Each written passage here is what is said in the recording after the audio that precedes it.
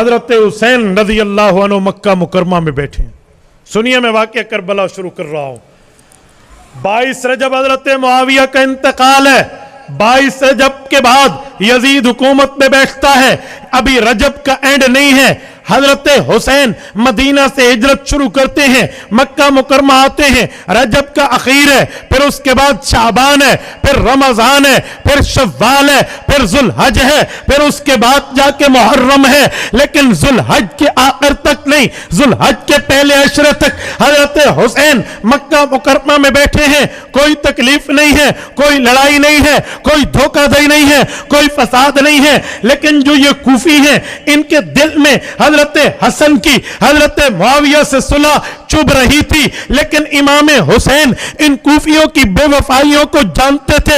ادھر کوفیوں کے دل میں بھی پرانا بغض جاگ رہا تھا. انہوں نے خطوط لکھنا شروع کیے حضرت امام حسین کو, حسین آئیے, ہم آپ کے حسینی ہیں, ہم حسین حسین کرنے والے, ہم علی علی کرنے والے, ہم اہل بیت کرنے والے, ہم نبی کی آل کے رکھوالے, آپ کے دل دلارے, آپ ہمارے پاس آئیے, دین سکھائیے, سنت سکھائیے, اسلام سکھائیے, مذہب سکھائیے, ایمان سکھائیے, ایقان و احسان سکھائیے, دین سمجھائیے. حضرت حسین کے پاس خط آتا. حضرت حسین صحابہ سے مشورہ کرتے. اس وقت 4 مکہ مکرمہ میں نبی کے صحابہ بڑے رتبے کے سمجھے جاتے تھے. عبداللہ ابن زبیر حضرت ابوبکر صدیق کے نواسے تھے. حضرت حسین ابن علی حضور پاک کے نواسے تھے. عبداللہ ابن عمر حضرت عمر کے بیٹے تھے. اسی طرح عبداللہ ابن عباس حضرت عباس کے بیٹے تھے. یہ چاروں عبداللہ اور 5 حضرت حسین یہ آپس میں بیٹھ کے یہ بات کرتے. کوفیوں کا خط آیا, کوفیوں نے بلایا. حسین یاد ہے ان نے آپ کے والد کے ساتھ کیا کیا, حسین یاد ہے انہوں نے آپ کے بھائی حضرت حسن کے ساتھ کیا کیا, یہ بالکل مجھے یاد ہے. ان پہ اعتبار نہ کرنا, ان کی دعوت پہ نہ جانا. یہ ڈسکشن چلتی, معاملہ رفع دفع ہو جاتا. 1 خط, 2 خط, 4 خط, 100 خط, 1000 خط, کوئی ایک خط کی بات ہوتی نا, خطوط کا تانا بن گیا. تاریخ کی اوراق کھنگالے تو کوئی 18,000 کے لگ بھگ خطوط بنتے ہیں. یہ 4.5 ماہ کا عرصہ ہے, خطوط در خطوط. کئی خط تو ایسے آئے کہ لے حضرات پڑھ کے رکھ دیتے. یار اتنی لجاجت سے بلا رہے ہیں, لیکن ہیں تو دھوکے باز, اعتبار نہ کرو. کچھ خطوط ایسے آئے کہ حضرت حسین کی دیانت, مروت, شرافت وہ ہضم نہ کر پائی. اور صحابہ سے مشورہ کیا, یہ لوگ کیا لکھ رہے ہیں کہ حسین ہم آپ کو نانا کا واسطہ دیتے ہیں, رشتہ ساداتی کا واسطہ دیتے, تم نہ آئے, ہمیں دین سکھانے والا کوئی نہیں ہوگا, ہم کل قیامت میں اللہ کے دربار میں عذر کریں گے. اللہ, ہم نے تو حسین کو بلایا تھا, وہ نبی کا نواسا ہماری دعوت پہ نہیں آیا. اب معاملہ اور سچویشن کچھ سیریس اور کریٹیکل ہوتی جا رہی تھی کہ معاملہ ہے کیا. اب مشورے کا رخ بدلا. حضرت حسین کو صحابہ کرام نے کہا اعتبار مت فرمائے, آپ بڑے امن سے بیٹھے ہیں, من دخلہ کان آمنا, اس میں تو ہر چیز کو امن ہے, آپ مکہ مکرمہ میں بیٹھے ہیں, آپ نہ جائیے. حضرت حسین رضی اللہ تعالیٰ عنہ ادھر یزید کی حکومت پہ بھی خوش نہیں ہے, اور یہ لوگ بھی خوش نہیں ہیں, اور ادھر کوفی بھی اس کے مخالف ہیں.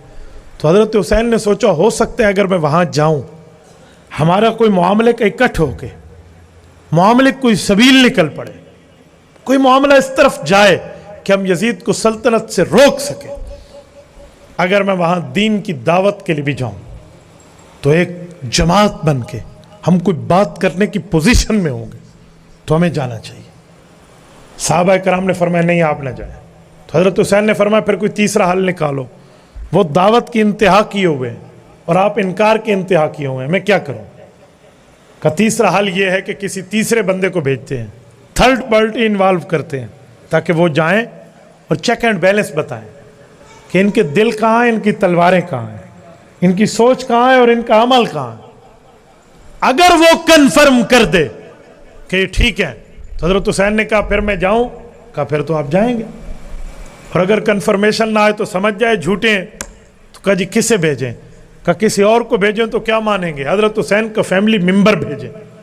تو حضرت مسلم بن عقیل پر اتفاق ہوا رضی اللہ عنہما.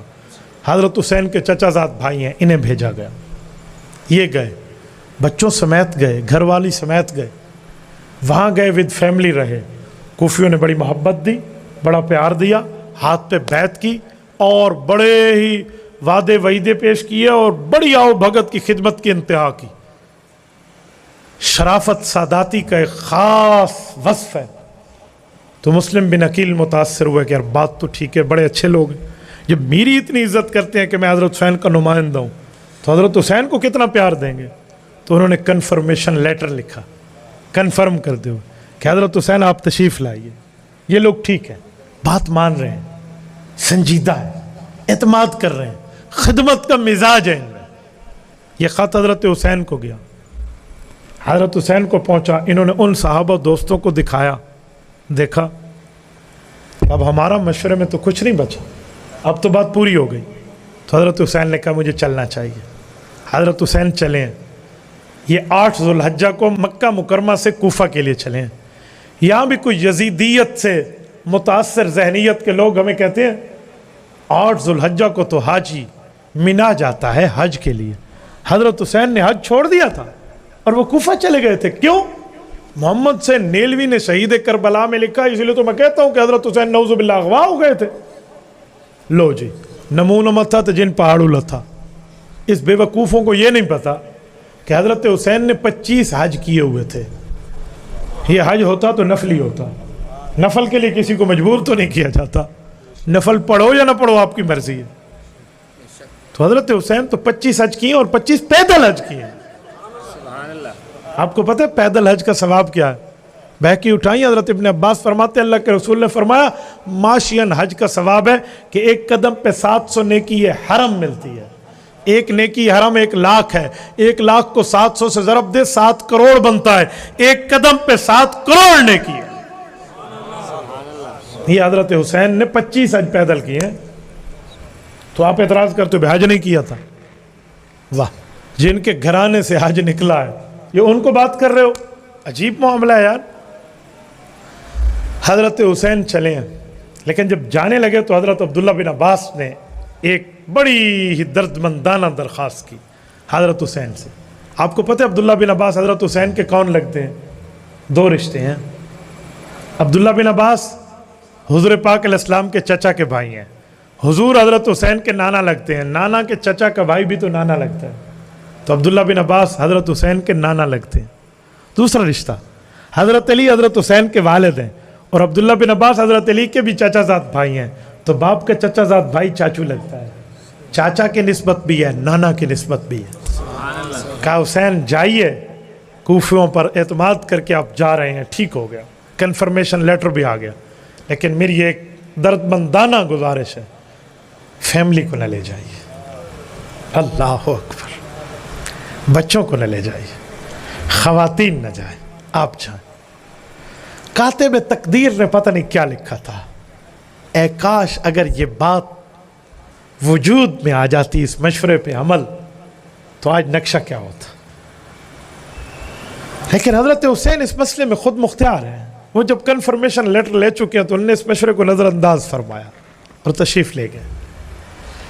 سیدنا حسین جب زبالہ پہنچے ہیں نا، یہ عراق سے ایسے سمجھے بڑھ رہا ہے سعودی اور عراق کی، تو اطلاع ملی ہے کہ کوفہ میں جو بیعت ہوئی نا حضرت مسلم بن عقیل کی، تو یہ بات یزید کے کانوں کان پہنچ گئی کہ میرے خلاف تو وہاں جمگٹھا جمع ہو رہا ہے. تو یزید نے کہا کہ وہاں کا گورنر کچھ نہیں کر رہا کوفہ کا. تو انہوں نے بتایا وہاں کے گورنر تو بہت بزرگ آدمی ہیں، انتہائی بوڑھے صحابی ہیں، حضرت نعمان بن بشیر رضی اللہ عنہ. لیکن وہ ہیں صحابی، ان کا دل حسین کے ساتھ ہے، اس لیے انہوں نے کوئی ایکشن نہیں کیا اور وہ کریں گے بھی نہیں. تو یزید نے کہا اچھا میں گورنر بدلتا ہوں، اور ایک ظالم ابن زیاد کو بھیجا جو ابن مرجانہ تھا. مرجانہ فارسی نسل کی لڑکی کا بیٹا، انتہائی ظالم خون خار. اس بے ایمان کو یزید نے بھیجا جا تو جا کے کوفہ کا گورنر بن اور اس معاملے کو کنٹرول کر. اتفاق دیکھیں، ادھر حضرت حسین روانہ ہے کوفہ کے لیے اور ادھر ابن زیاد کی روانگی ہے. ابن زیاد بصرہ سے کوفہ آیا، قریب جگہ ہے. حضرت حسین تو مکہ سے کوفہ آ رہے تھے، کوئی 84 किलोमीटर से ज्यादा बनता है। आप गूगल मैप करके देख लें, वो तो एक मुल्क से फौरन एक शहर से दूसरे शहर आ गया, तो वो पहले पहुंचा। उसने मुंह पे निकाब रखा हुआ था। इब्न ज़ियाद जैसे जालिम ने, कूफी बड़े खुश हुए, ओह हजरत हुसैन आ गए। ये गए इस्तकबाल में बैठे, और इस्तकबाल में बैठ के वो आए तो ये उनके पीछे चलते चलते दारुल इमारा पहुँचे, गवर्नर हाउस। उसने आके यजीद का लेटर दिया, गवर्नर माजूल, और अपने मुंह से यूँ निकाब उतारा तो वो इब्न ज़ियाद था। कूफी जानते थे इब्न ज़ियाद कितना खूनखार है, कितना जालिम है। ये थर थर कांपने लगे। ओह हम तो हुसैन को ख़त लिख के बुलवा चुके हैं। अब हज़रत हुसैन की फ़िक्र नहीं है इन जालिमों को, फ़िक्र ये है कि हमारा क्या होगा। पहले वाला गवर्नर तो कुछ नहीं कह रहा था, हमारा क्या होगा। उसने नियाम से तलवार निकाली और यूँ दिखाया, कहा कूफियों तुम्हारे लिए तोहफा लाया हूँ यजीद की तरफ से, जो मेरी इताअत नहीं करेगा मेरी तलवार उससे बोलेगी। इस एक धमकी पे तमाम कूफियों ने मुस्लिम बिन अकील की बैत तोड़ दी। वाक़या करबला के असबाब और इलल तो देखे ना, वजूहात और रिजन और बेस तो देखे ना, इनने बैत तोड़ दी। और हजरत मुस्लिम बिन अकील को हानी बिन उर्वा के घरों से पकड़ के यूं इब्न ज़ियाद के सामने पेश किया कि यही है जो आया है यहाँ, ये बात कर रहे, इसे ले लें। इब्न ज़ियाद जालिम ने उसे एक ही वार में शहीद कर दिया, और इन जालिमों ने उसके बच्चों तक को शहीद किया, उनके घर तक का, इज्जत तक का खून बहाया। ये बात हजरत हुसैन को उस वक्त पता चली जब दारुस सल्तनत पे इब्न ज़ियाद का कब्जा, मुस्लिम बिन अकील शहीद, और हजरत हुसैन अभी जुबाला पहुंचे हैं। हजरत हुसैन को जब ये बताया गया कि जिसे कन्फर्म करने के लिए आपने भेजा था, उनके साथ तो कूफियों ने यह हशर किया, तो इंतहाई परेशान हो गए। हजरत हुसैन ने उस वक्त सोचा कि हमें वापस हो जाना चाहिए, हमें कोई और स्ट्रेटजी बनानी चाहिए, पॉलिसी कोई और बदलनी चाहिए। इन कूफियों ने बहुत धोखा किया, और बात भी परफेक्ट थी। हजरत हुसैन वापस जाने लगे तो हजरत मुस्लिम बिन अकील के बच्चों ने कहा, चाचू आप ज़रूर तशरीफ़ ले जाए, पर मेरा वालिद है। उनके बेटे कहने लगे, हमारा अब्बा मजलूमन शहीद हुए, हमारी अम्मा है, हमारे छोटे दोनों भाई हैं मजलूमन शहीद हुए हैं, हम उनका बदला लिए बगैर वापस नहीं जाएंगे। यहाँ भी हजरत हुसैन की शराफत दरमियान में आड़े आ गई। शराफत, मुरुव्वत दीनी, मुरुव्वत सादाती, कि अल्लाह कल ये बच्चे मेरे साथ मेरा बाजू बन के चल रहे थे, आज मैं इनको अकेला छोड़ के वापस जाऊं। यार मुरुव्वत हो ना तो भतीजे के लिए चाचे का दिल कुड़ता है, हया और शराफत हो ना, फिर चाचे को कहा गया अम्मुर रजुल सिन, वो अभी बाप की मानद होता है चचा। तो हजरत हुसैन ने फरमाया, बेटा तुम अकेले बदला लिए नहीं जाओगे, फिर मैं भी जाऊंगा, फिर हम सब जाएंगे। ये कूफा रवाना हुए हैं। इस रवानगी पर 3 लश्करों से इमाम हुसैन का वास्ता पड़ता है, तवज्जो रखना। पहला लश्कर है हुर बिन यजीद का, दूसरा लश्कर है उमर बिन साद का, तीसरा लश्कर है शिमर इब्न ज़िलजोशन का। हजरत हुसैन रज़ी अल्लाह अन्हु कूफा से पहले है कि एक लश्कर आकर रोकता है जो हुर बिन यजीद है, और यह भी इब्न ज़ियाद की तरफ से आया हुआ था कि इस लश्कर को रोका। हजरत हुसैन ने फरमाया, क्यों रोका, क्या मसला है? मैं कूफा जा रहा हूँ। काम नहीं जाने देंगे, कूफा जाएंगे तो एक वजह से। क्या? कहा वहाँ उबैदुल्लाह बिन ज़ियाद आया है, उस गवर्नर ने हुक्म किया आपको इब्न ज़ियाद की बैत करनी होगी। मैं कहता हूँ क्या फिद्दी का शोरबा। हजरत हुसैन तो यजीद की बैत नहीं कर रहे, यजीद जैसों की करेंगे यार। हजरत हुसैन ने इनकार किया, उसने कहा फिर मैं आपको कूफा नहीं जाने दूंगा, और वापस भी नहीं जाने दूंगा ता वक्ते के इब्न ज़ियाद कोई और हुक्म न दे दे, मैं उसको ख़त लिखता हूँ, आप सब्र करें। वापस भी नहीं जाएंगे, कूफा भी नहीं। इस दौरान मैं ख़त लिखता हूँ, जब तक जवाब नहीं आता हम किसी तीसरे रास्ते पे चलते हैं, जब जवाब आएगा फिर डिसीजन लेंगे, फैसला करेंगे। कहा ठीक है। उसने ख़त लिख दिया। हज़रत हुसैन और इनका लश्कर एक तीसरे रास्ते पे चला है। ये रास्ता करबला और मकाम लुत्फ़ पे जाता है। ये जा रहे हैं, यहाँ यजीदियों का एक प्रोपेगेंडा है। वो कहते हैं सुनो हज़रत हुसैन तो यजीद के पास जा रहे थे, کہ کیوں اجی بیعت کر رہے ہیں؟ تجھے کس بے وقوف نے کہا؟ کہ دیکھتے نہیں ہیں جس راستے پہ کربلا ہے یہ راستہ کوفے کو تو نہیں جاتا، یہ راستہ تو یزید کے شام میں جاتا ہے، تو حضرت حسین تو ادھر جا رہے تھے۔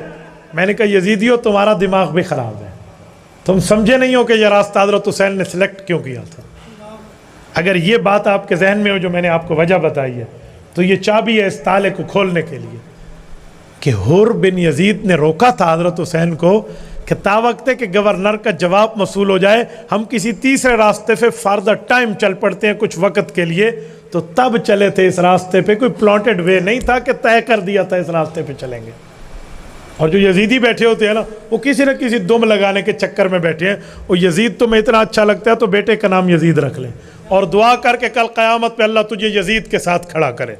ہم آج بھی دعا کرتے ہیں، اگر تمہارے دل میں آئے تو آمین کہنا، اگر ایمان ساتھ دے تو آمین کہنا، اللہ ہمیں قیامت میں حضرت حسین کا ساتھ عطا فرما، اور انہیں کہو تمہیں اللہ یزید اور شمر کا ساتھ دے، جرت کرو تم آمین کہو۔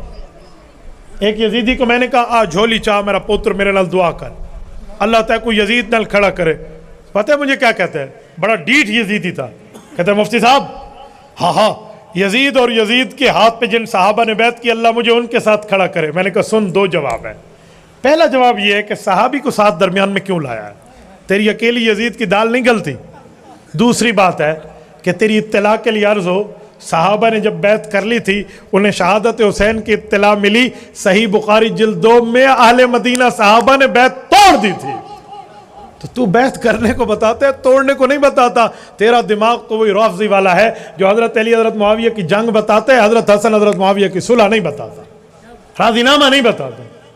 بے وقوف کس جگہ ہمیں سمجھا رہا ہے؟ لیکن علماء حق نے کوئی کچے گولیاں نہیں کھیلی کہ وہ ان جیسی بے وقوفیوں میں آ جائیں۔ ابن زیاد کی طرف سے خط نہیں آیا، جواب یہ آیا کہ عمر بن سعد جیسے لشکر کے کمانڈر کو بھیجا ہوئے تو جا اور جا کے حر کے لشکر کو معزول کر، اور تو جا کے حضرت حسین پہ سختی کر اور اس کو کہو میری بیعت کرے۔ تو دوسرا لشکر ابن زیاد کی طرف سے آ گیا اور یہ مارکا یہاں رک گیا کربلا میں، اور اس نے حضرت حسین سے ڈیمانڈ کی کہ آپ بیعت کریں ابن زیاد کی۔ فرمایا جی نہیں، اور نے کہا میں پھر آپ سے تلوار پہ نپٹوں گا۔ اس موقع پہ پہلے لشکر کا جو سربراہ تھا عبید اللہ حر بن یزید حر، اس نے عمر بن سعد کو کہا اے ظالم، جس کی رگوں میں خون رسول دوڑ رہا ہے تو اس سے اس طرح بات کر رہا ہے؟ میں نے بھی اس کا راستہ روکا لیکن بدماشی نہیں کی، میں نے اس کی عزت کی ہے، اس طرح بات کرو گے تلوار کے ساتھ؟ یہ خون رسول اللہ ہے، کوئی حیا سے بات کر۔ انہیں غیرت دلائی تو عمر بن سعد رک گیا، تا وقت کہ 3 دن گزر گئے، معاملہ کسی نتیجے پہ نہیں گیا۔ یہ اطلاع پھر گورنر کو ملی ابن زیاد کو، تو اس کے دربار میں ایک شاطر بیٹھا تھا جسے شمر کہتے ہیں۔ اس شمر کو اس وقت ایک خیال آیا کہ ابن زیاد جو تو بصرہ کو چھوڑ کے آیا ہے وہاں کا گورنر مجھے بنا تو اس مارکے کو میں یوں نبٹ کے آ جاؤں۔ انہوں نے کہا اوکے جا تو۔ انہوں نے کہا جو تو نے پہلے 2 بھیجے ہیں نا کمانڈر وہ کسی کام کے نہیں ہیں، مجھے بھیج۔ انہوں نے کہا بہت اچھا۔ تو شمر کو اس نے کمانڈر بنا کے بھیجا ابن زیاد نے، اور اس ملعون نے یہاں ایک چال کھیلی۔ وہ چال کیا تھی؟ اسے اطلاع ملی کہ حضرت حسین اکیلے نہیں، حضرت حسین کے حضرت حسین کے بھائی بھی ہیں، اور یہ بھی آپ کو پتا ہو کہ حضرت حسین لوگ 9 بھائی تھے میدان کربلا میں۔ کتنے بھائی تھے؟ اگر آپ کا ذوق تازہ ہے تو میں 9 کے نام بتا دوں، یاد رکھ لو گے؟ محمد الاوسط ابن علی، ابو بکر ابن علی، عمر ابن علی، عثمان ابن علی، عبداللہ بن علی، جعفر بن علی، عبید اللہ بن علی، عباس بن علی، حسین بن علی۔ یہ حضرت حسین کے بھائی ہیں۔ اور ایک جملہ کہوں، ان میں ابو بکر عمر عثمان بن علی ہیں۔ پتہ ہے ان کا ذکر میدان کربلا میں 72 تنوں میں ہوتا ہے۔ یہ میدان کربلا کے شہید ہیں، ان کے بغیر 72 تن کربلا کے پورے نہیں ہوتے۔ لیکن آپ نے کبھی سنا ہے کہ ان علی کے بیٹوں کا ذکر کیا جائے؟ نہیں۔ کتنے بیٹوں کا؟ 2، غازی عباس علمدار اور حضرت حسین رضی اللہ عنہ۔ بس میں یہاں کہتا ہوں شمر ظالم ہے، اس نے تلوار اٹھائی ہے۔ ابن زیاد ظالم ہے، اس نے بے غیرتی کی ہے۔ یزید ظالم ہے، لیکن ممبر پہ بیٹھنے والا وہ بھی تو ظالم ہے جو پورا اولاد حیدری کا تعارف نہیں کراتا. اس کو تو ظالم تم نہیں کہتے. اے ظالم دا پتر نہیں, اے پورا علی دا خاندان نہیں دسدا, یہ ظالم نہیں ہے. یہ نہیں بتاتا کہ ابو بکر عمر عثمان نام کے بچے علی کے بچے تھے. کیوں؟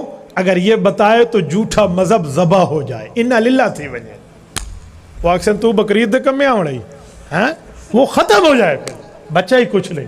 اس لیے لکا کے رکھو, صحیح نہیں دسنا, چھپا کے رکھے. تو شمر نے کیا بدماشی کی تھی؟ ابن زیاد کو کہا کہ جاتا تو ہوں لیکن میرے 3 باتیں مانو. انہوں نے کہا کیا؟ کہا پہلی بات ہے کہ مجھے وہاں کی گورنرشپ. اس نے کہا مل گئی.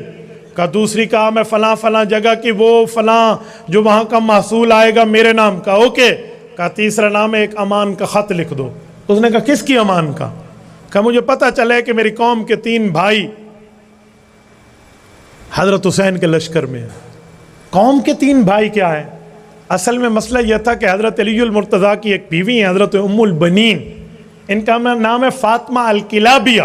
یہ حضرت علی کی بیوی ہیں رضی اللہ عنہ, ام البنین. ان کے 3 بیٹے میدان کربلا میں حضرت حسین کے ساتھ تھے, جو حضرت حسین کے یہ بھائی ہیں. ایک عمر ابن علی ہے, ایک عثمان ابن علی ہے, ایک عباس ابن علی ہے, غازی عباس علمدار. اور ایک روایت میں نہیں چوتھے ابو بکر ابن علی ہیں. انہیں ام البنین کہتے تھے ان کی ماں کو. تو ام البنین جو ہے یہ اور شمر ایک خاندان کے ہیں.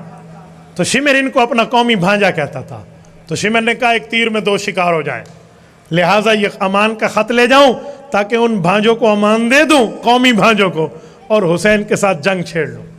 یہ ڈیوائیڈ اینڈ رول جو انگریز کا دماغ ہے نا, تقسیم کرو اپنا الو سیدھا کرو, یہی کام شمر نے کیا.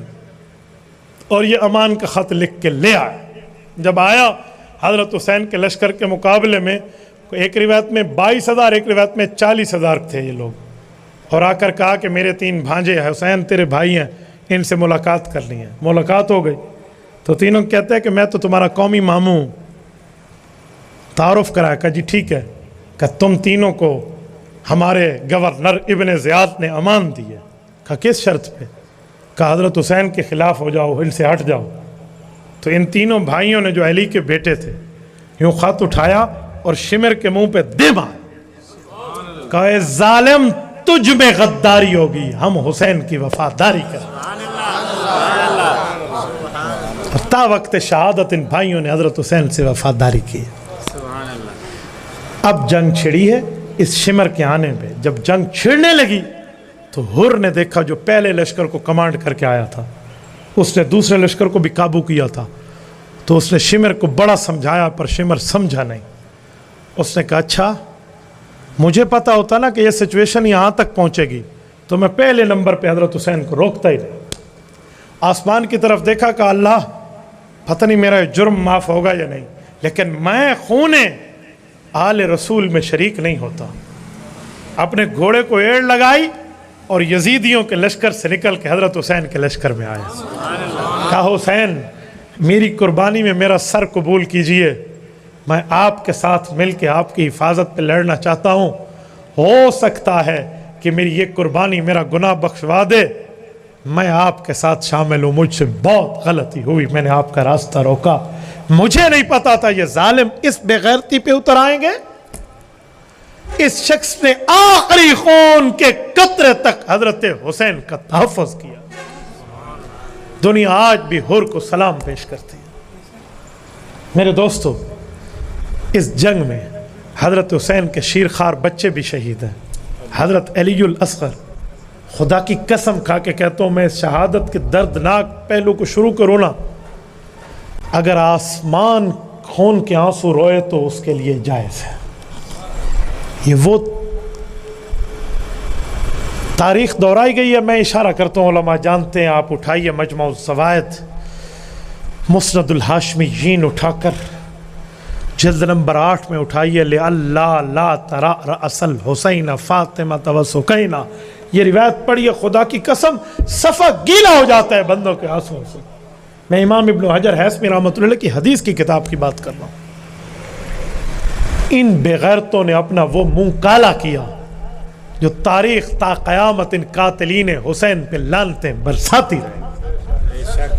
میں کل بھی حسینی تھا، میں آج بھی حسینی ہوں، میں قیامت میں بھی حسینی بن کے اٹھنا چاہتا ہوں. میرا کل بھی قاتلین حسین پہ لعنت کا نظریہ تھا، آج بھی ہے، تا قیامت رہے. ان لوگوں نے وہ ظلم دہرایا اور پھر اس کے بعد خیموں تک کو آگ لگائی. میں ایک سوال کرتا ہوں، آپ پڑھے لکھے لوگ، مجھے ایک جملہ بتاؤ، حضرت حسین کے ساتھ ان لوگوں نے یہ ظلم کیوں کیا؟ حضرت حسین نے کوئی ان کی عزت پہ حرف اٹھایا تھا؟ کوئی ان کے مال کو کھایا تھا؟ کوئی ان کی زمینوں پہ نعوذ باللہ ناجائز قبضہ کیا تھا؟ جی نہیں. ان کو کیا دشمنی تھی؟ ان نے تو بلایا تھا یار، یہ تو داعی تھے، یہ تو کل آنکھیں بچھانے والے تھے. کیا ہو گیا ان کو؟ ان کے ہاتھ میں کل قلم تھے، آج تلوار کیسے آئی؟ دو وجہ ہیں. ایک وجہ تو ہے کہ آباء و اجداد کی وجہ سے ان میں جو بے وفائی پائی گئی تھی نا، ان کے دل میں بغض تھا کہ حسن حسین نے حضرت معاویہ سے صلح کیوں کی ہے. ان نے تبھی حضرت حسین پہ نیزہ مار، حضرت حسن کو نیزہ مار کے یا مذل المؤمنین جیسا جملہ کسا تھا. دوسری وجہ کہ ان بے غیرتوں نے اب دیکھ لیا تھا کہ ہم نے تو سمجھا تھا کہ ابن زیاد نہیں آئے گا، یزید کو پتہ نہیں چلے گا. اب تو یزید کو پتہ چل گیا ہمارے خطوط کا، اگر اور ابن زیاد کو پتہ چل گیا ہم مارے جائیں گے. اور حسین نے آ کے تو بتا دیا ہے کہ میں آیا نہیں ہوں، بلایا گیا ہوں. ان نے تو خط منڈر کے سامنے رکھ دینے ہیں، ہم کیا کریں گے؟ تبھی انہوں نے مردوں کو شہید کیا اور خیموں کو آگ لگائی تاکہ ثبوت مٹا دیے جائیں. اس کے علاوہ اگر کوئی بات ہے تو مجھے ذی عقل و شعور سمجھا دے. اس کے علاوہ اگر کوئی ہے تو یہی ہے. انہوں نے اس لیے خیموں کو آگ لگا دی تاکہ وہ اندر موجود خطوط جل جائیں. لیکن ظالم کہاں تک بچتے ہیں؟ حضرت زینب کی بد دعا آج بھی ظالموں کو آشکارا کر رہی ہے. فرمایا ظالموں، میرا بھائی حافظ شہید کیا، تمہارا حافظ نہ ہو، اس کا خون بہا ہے، تمہارا قیامت تک خون بہتا رہے. میرے دوستو، یہ واقعہ کربلا کی چند باتیں تھیں جو میں نے آپ کی خدمت میں رکھی، اور اسی پر میں ایک دو جملے مزید بھی کہتا ہوں آخر میں، توجہ رکھ لو. نمبر 1، حضرت حسین کا جنازہ کس نے پڑھایا؟ یہ بھی تو ڈھونڈی ہے نا، حوالہ تلاش کیجیے. میں نے اپنے شیخ مکرم، شیخ اول، شیخ العرب والعجم حضرت مولانا عبدالستار توسوی رحمۃ اللہ سے پوچھا تھا کہ حضرت حسین کا جنازہ کس نے پڑھایا؟ جو انہوں نے جواب دیا، بعد میں نے اس کو تلاش کیا. البدایہ والنہایہ کا 8واں حصہ اٹھائیے، تاریخ ابن کثیر.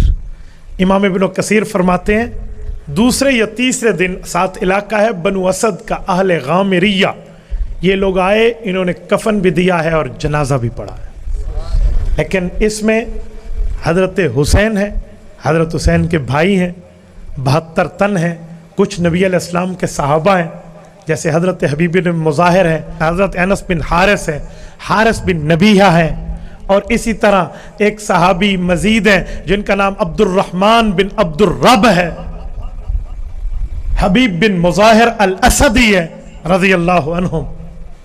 یہ لوگ شہید ہوئے اور ان میں اکثر کی عمر 60 سال سے اوپر ہے. جو کچھ ظالم ہمیں کہتے ہیں نا کہ حضرت حسین کے ساتھ صحابہ کیوں نہیں گئے تھے، میں ان ظالموں کو کہتا ہوں پہلی بات ہے کہ حضرت حسین جنگ کے لیے نہیں جا رہے تھے. دوسری بات ہے حضرت حسین نے کسی کو بلایا بھی نہیں تھا. تیسری بات ہے کہ حضرت حسین تو اصلاح نفس کے لیے جا رہے تھے لوگوں کی. اور چوتھی بات ہے کہ ہر بندے کو ساتھ لے جانا حضرت حسین کا مشن نہیں تھا، ورنہ حضرت حسین نے اپنا ایک سگا بھائی مکہ چھوڑ دیا تھا جن کا نام ہے حضرت محمد بن حنفیہ رضی اللہ عنہ. محمد بن حنفیہ کون ہے؟ حضرت علی کی بیوی خولہ بنت جعفر، جس کو حنفیہ کہتے ہیں، یہ اس کا بیٹا محمد بن حنفیہ سگا بھائی حضرت حسن حسین کا ہے رضی اللہ عنہ. اس کے جسم میں بھی خون حیدری دوڑتا ہے. یہ غیر فاطمی سید ہے اور دنیا میں اعوان نسل رہتی ہے. اعوان نسل بھی سید ہے لیکن غیر فاطمی ہے. اعوان نسل کا جد امجد محمد بن حنفیہ، اور حضرت حسین کا بڑا بھتیجا حضرت حسن کا بڑا بیٹا حسن مصنع رضی اللہ عنہ، یہ بھی نہیں گئے تھے. محمد بن حنفیہ بھی نہیں گئے تھے. تو وہ کوئی جنگ کی بات نہیں تھی. حضرت حسین تو اصلاح کے لیے گئے تھے، ان ظالموں نے جنگ مسلط کر دی تھی. تو اہل غامریہ نے جنازہ پڑھا، سر مبارک کو لے گئے ابن زیاد کے دربار میں. آپ اٹھائیے کتب سیر، حضرت زید ابن ارقم رضی اللہ عنہ انتہائی بوڑھے ہیں، ہاتھ میں کپ کپی ہے، لرزہ ہے، بہت بوڑھے ہیں. یہ ابن زیاد کے دربار میں حضرت حسین کی شہادت کو سن کے 2 بندوں کے سہارے سے آئے تھے، اور ابن زیاد نے اس وقت چھڑی حضرت حسین کے ہونٹوں کی طرف کر کے ایک جملہ کہہ رہا تھا کہ حضرت حسین کی داڑھی مبارک پر وسمہ لگا ہوا تھا، کالے رنگ کی مہندی ہے، وسمہ مجاہد فی سبیل اللہ لگا سکتا ہے. تو اس نے حسن کی تعریف تو کی لیکن چھڑی آگے کر دی. تو انہیں فرمایا ارفع قضیبک یا ظالم وَلَقَدْ رَأَيْتُ رسول اللہ صلی اللہ علیہ وسلم یلازمہ.